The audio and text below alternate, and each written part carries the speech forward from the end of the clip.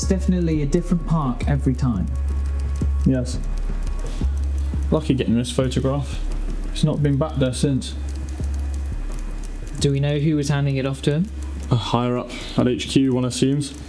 But if you find this unassuming figure, then any enemy involved should have their cover blown, not just a courier. So this higher up takes the letter, an original this time, goes to a new location, waits, and then just hands it over.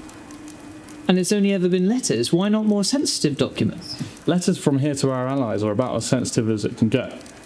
Suppose our higher up hasn't been desperate enough to copy or take anything else. Look, we'll pick this up tomorrow.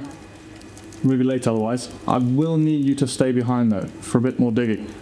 Use the letters we're sure are compromised. And remember, if we catch this man, we get everyone. Of course. Have a good night.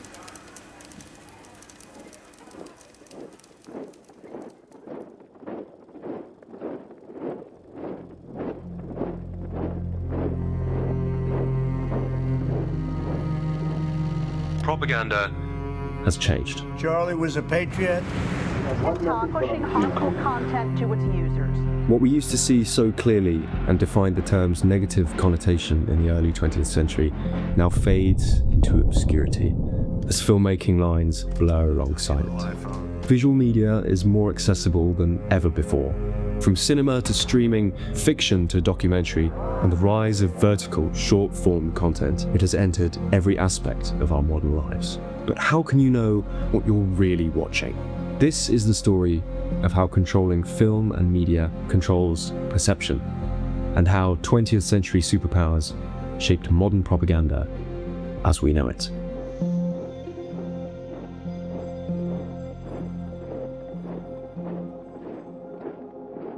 The idea of propaganda that people are most familiar with typically looks like this. A poster calling for the recruitment of young men not already at the front lines. A news organization allegedly promoting skewed journalism for the mass consumption of a certain voter base.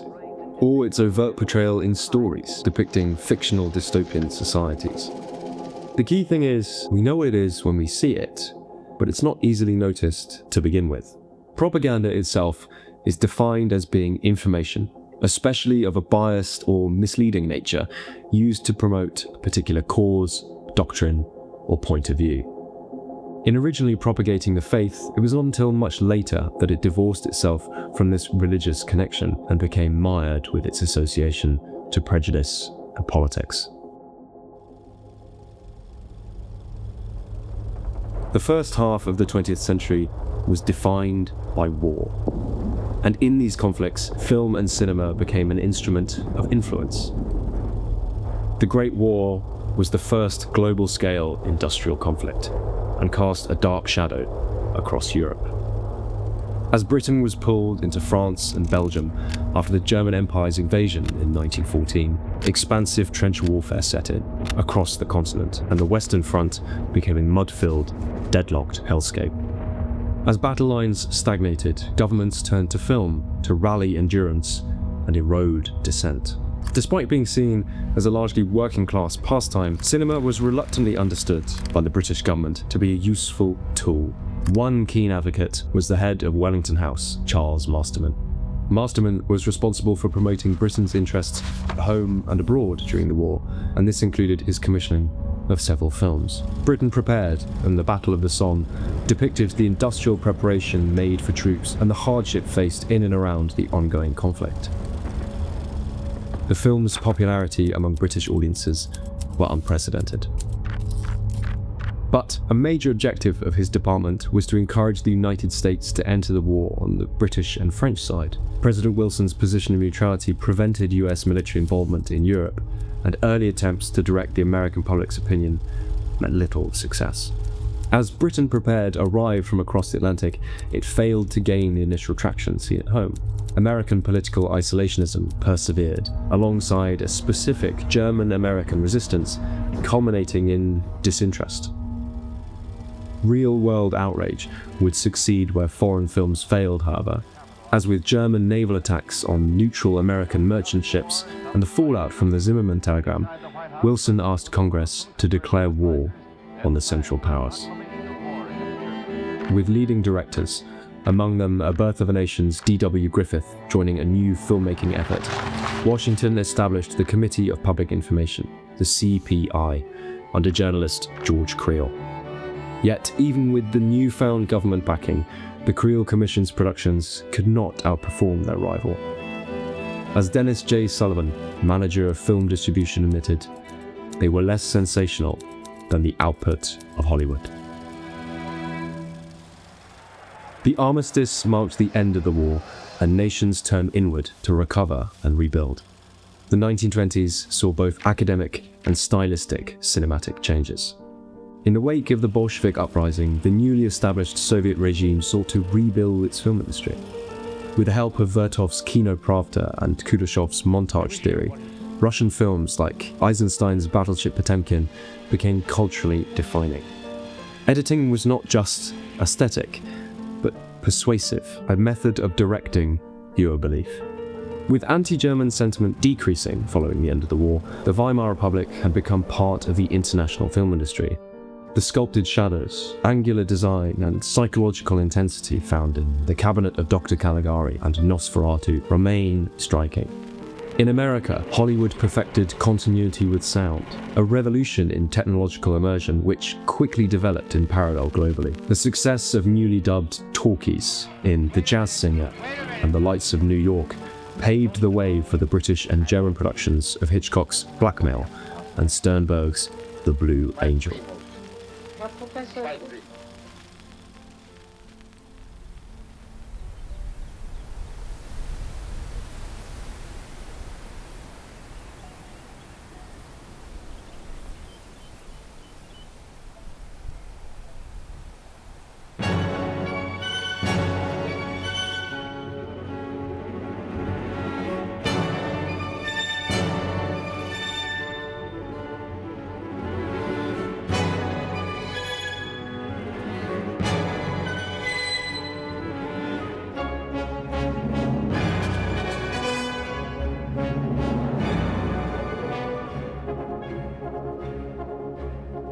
By the 1930s, film firmly orchestrated the experience of sound and mind, something Germany's new leaders were all too eager to capitalize on. Their propaganda would gradually precondition the public for their lasting policies. Perhaps the most influential filmmaker of this preceding decade was Leni Riefenstahl, a personal favorite of the German High Command. Triumph of the Will, Riefenstahl's second film, was a perfectionism of prior techniques.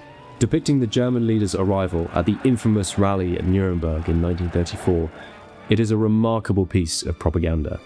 Despite breaking no technical ground, its power lay in how Riefenstahl arranged familiar tools. By the unobtrusive manipulation of camera setups, editing and dissolves into an illusion so seamless it obscures the division between fantasy and reality. Crucially, however, and in contrast to traditional Western fictional narratives, the forces that the Nazis must overcome are simultaneously portrayed as too strong and too weak, and therefore there appears to be no conflict, just ambition and success. Arguably the most enduring example of overt propaganda, its influence is still seen today.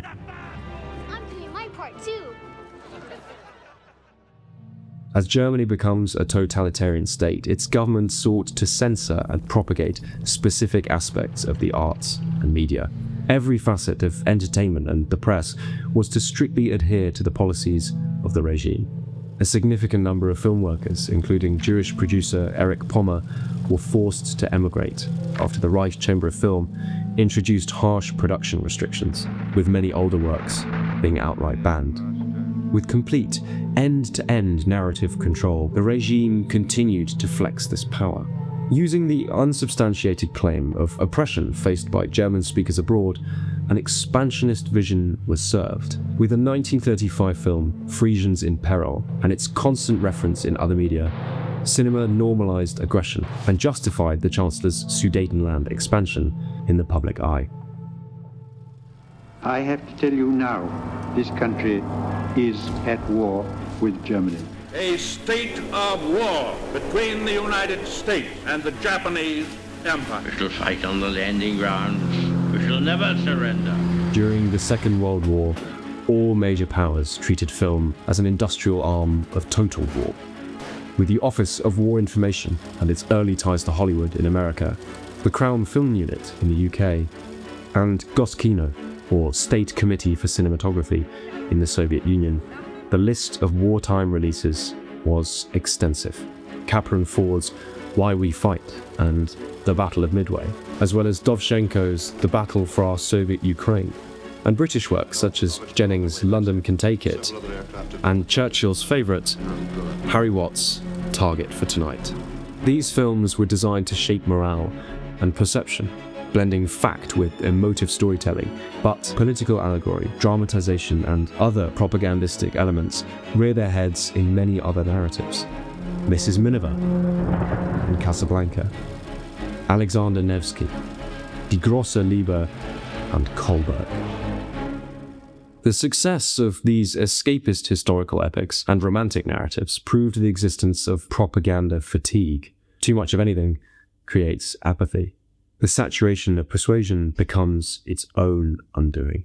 So, is it possible to change belief so subtly that the audience does not realize that they are being led?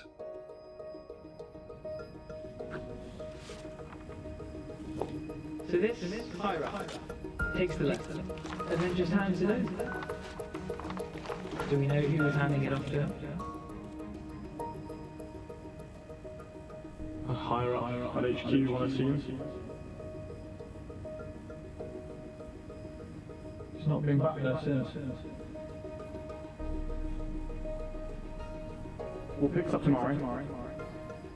I will need you to stay behind though.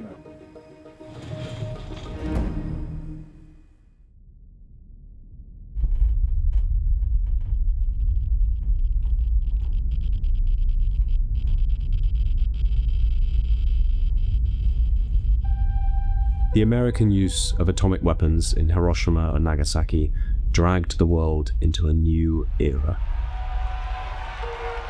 One of proxy wars, espionage, and a deep ideological rivalry.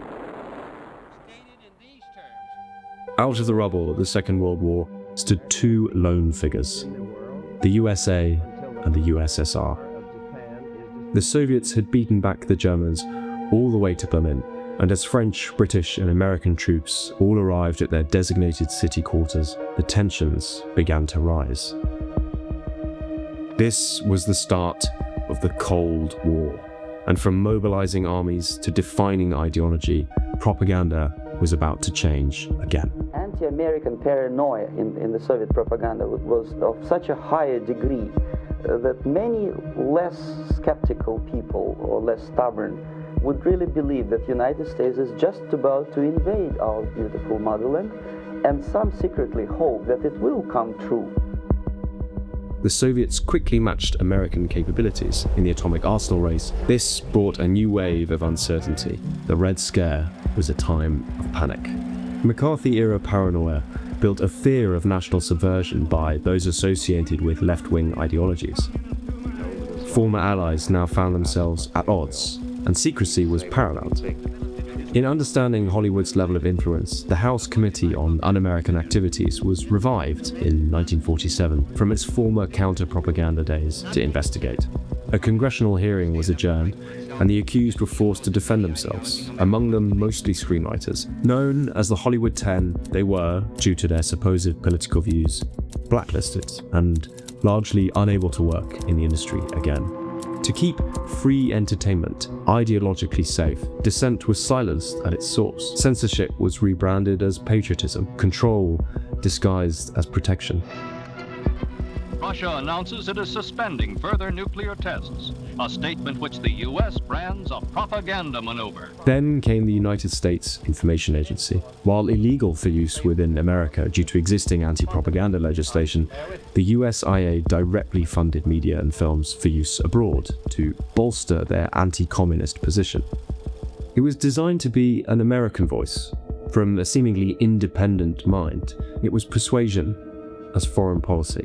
A two-pronged attack: create distinctly Western films for both an internal and external audience, and directly distribute anti-communist propaganda abroad.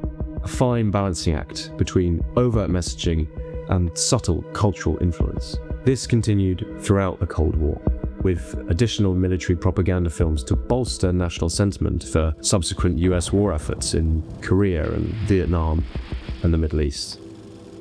Fear demanded narrative assurance. Cinema would supply it. But it wasn't just cinema.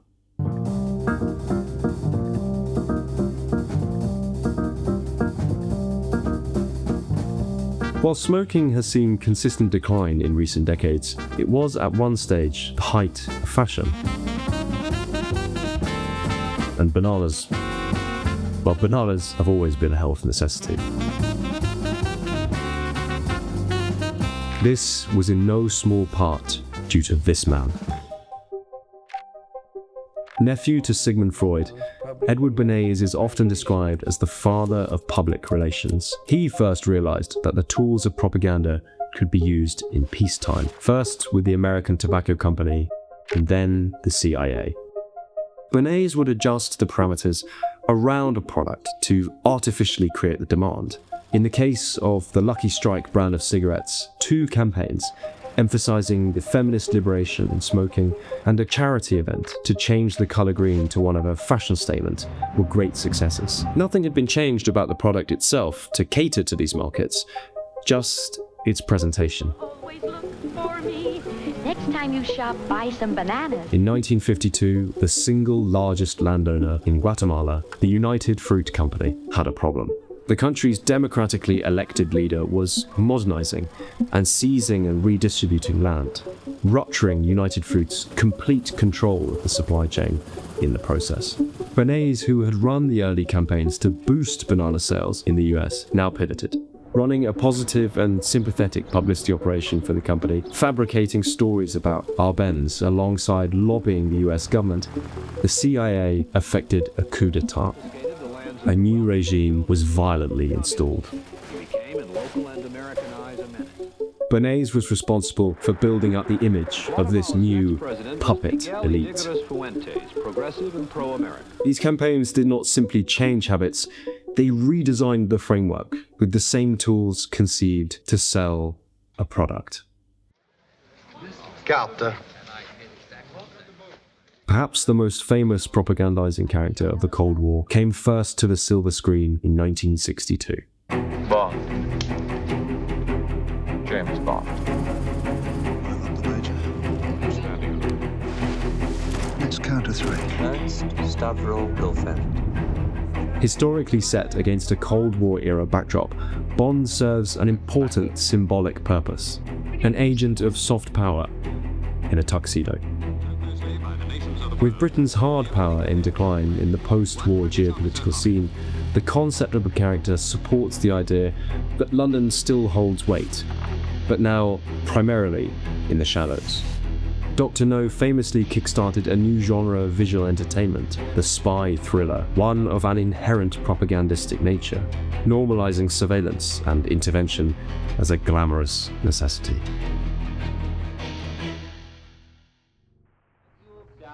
With McCarthy's eventual condemnation in 1954 and the collapse of the Hays Code in the late 60s, a gradual liberalization of the content presentable in America took hold. Propaganda's limits were once again tested. Works like Kubrick's Dr. Strangelove were pitted against the military-aided production of John Wayne's The Green Berets, a financial success but critically panned. The Vietnam War sentiment was accurately summed up in Coppola's Apocalypse Now in 1979, long after the US withdrawal from Saigon. Despite scientific progress and armament competition between NATO and the communists, the Soviets struggled to match the American system of cultural exploitation.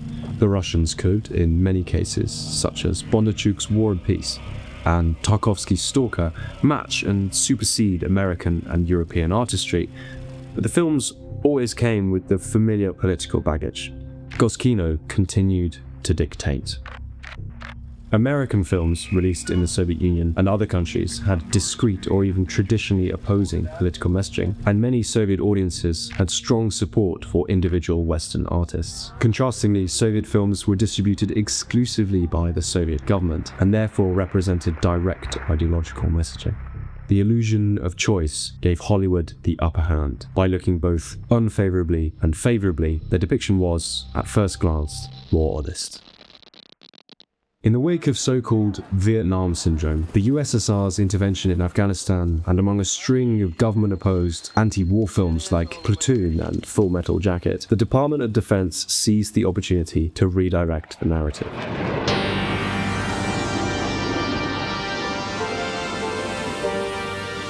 Top Gun joined Red Dawn and Rocky IV as an assertive American revival of anti-communist Cold War themes, in line with the Reagan administration's position.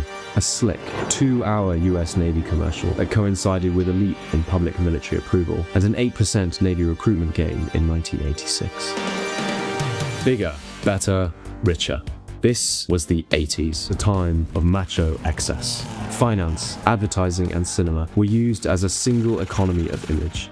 Directors like Hugh Hudson and Ridley Scott began their careers in the advertising industry, crafting some of Britain and America's most famous commercials. Where post-war propaganda had appealed to duty, this new order appealed to desire. As the US and UK embraced market-driven politics and a subservience to finance, advertising further expanded into a global ideological force. The joint ventures across the Atlantic were no longer merely selling products, but selling a lifestyle. The Soviet Union attempted its own shift under Gorbachev. Glasnost opened the state to greater transparency and media presence. Perestroika sought to restructure a stagnating economy, and public messaging pivoted towards peace, reform, and cooperation. These came too little and too late, however. While Western advertising and entertainment industries reached unprecedented global influence, the Soviet system struggled to contain the internal pressures it had long suppressed. By the end of the decade, the contrast was stark. A West that had mastered the aesthetics and subtlety of persuasion, and a Soviet Union that could no longer maintain the coherence of its message. The battlefield of broadcasts the Cold War began with was replaced by cinematic spectacle, global branding, and a merging of consumer desire and political identity.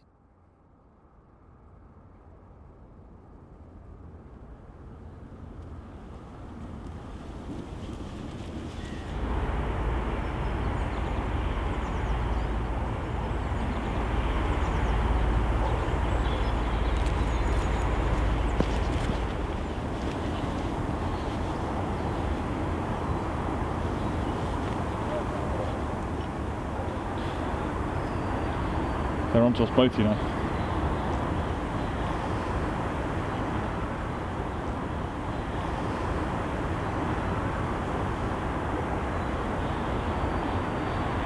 True.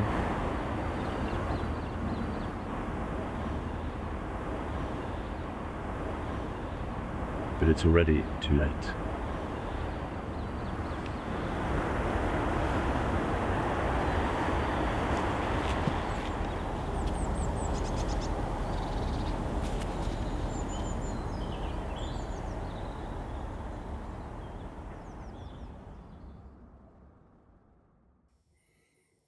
So what does all of this have to do with us today? Let me show you.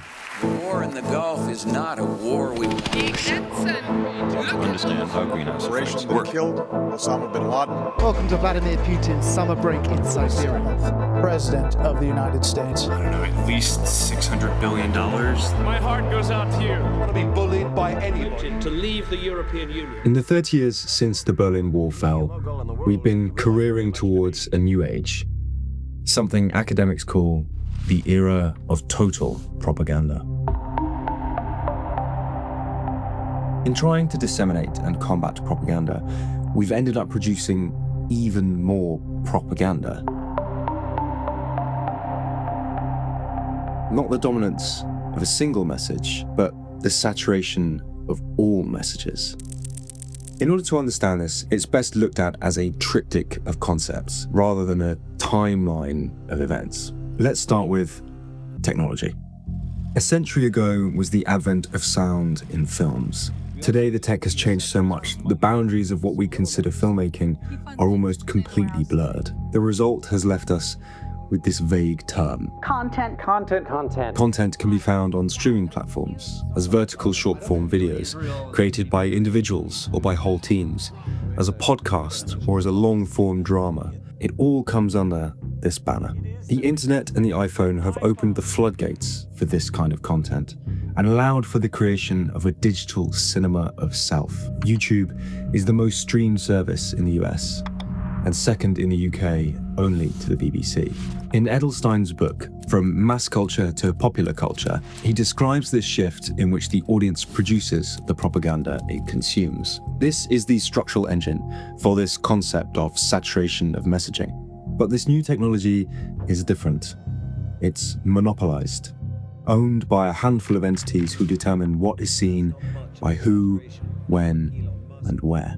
But crucially, this informs us of how these companies make their money, a change we first saw in the 2010s. Get ready to see even more Instagram ads as you scroll. Bernays pioneered a shift from where a company would work to create a product to where the product would work for the company. Now, the product on these modern platforms isn't the content we find on them, it's us. Approximately $142 billion was generated in online advertising revenue by Google, Meta, and Amazon in 2025 alone. And they do this by using our data. And it's this that is the prized commodity. The tools of persuasion built by early 20th century pioneers didn't vanish, they just simply transformed. It's what happens when you take a concept and dial it up to its extremities. A merging of surveillance, algorithms, and other behavior-shaping elements under the guise of personalization and an expectation of free services in the internet age. These platforms track every interaction, both positive and negative, and these new age filmmakers, content creators, influencers, and micro studios are funded, distributed, and optimized by this same advertising logic. Ad algorithms analyze vast amounts of user data to predict which ads are most likely to engage a particular user. But it's not just ads. So too does your favorite news service, your favorite fitness influencer, and your favorite comedy podcast host. And I can come back. In nurturing this landscape, an environment is created where every scene, every shot, every cut is optimized for engagement. The message is not to buy this product, but to be this person, a form of social engineering. Go back to Chevron. The last but most crucial element is the modern politicization of everything. There is also the most important medal. This climate thing is a very rigid ideology. This is our post-truth world, the characteristics of which are oddly familiar. A deep and resonant emotional appeal, a constant bombardment of mis or disinformation, and its repetition over and over and over again.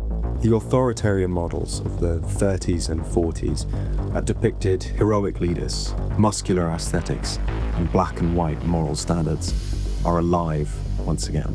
Consider the coordinated operations of Russia and China, and the less coordinated of the United States.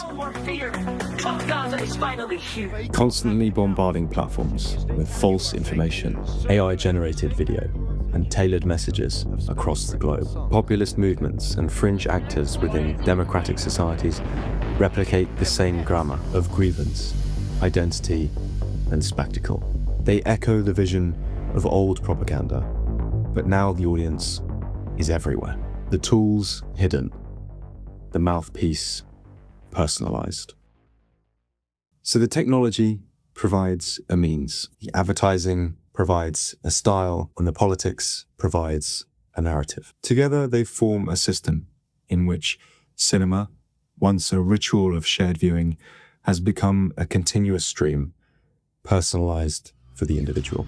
Blockbusters sit alongside streaming, conglomerate-owned YouTube channels, vertical videos, political podcasts, and influencer live streams that all look like entertainment, but function as ideological tools.